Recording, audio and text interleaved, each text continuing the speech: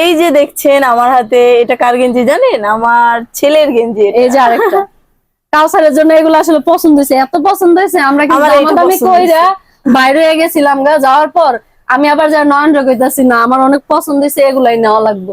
পরে ও মানে মানে দোকানদার যে দামটা কইছে ওই দামেই কিনছি, অনেক ভালো লাগছে। কাউসারের পল অনেক সুন্দর লাগবে। তারপরে এই প্যান্ট গুলো মানে নয়নেরও পছন্দ, আর এই প্যান্ট হচ্ছে আমার পছন্দের। আমি কই লাফাঙ্গা প্যান্ট। আমার কাছে কি এই প্যান্ট না লাফাঙ্গা প্যান্ট, এই প্যান্ট নাও তো কাউসারের লেগে। আচ্ছা, এটার সাথে এটা সুন্দর লাগবে না?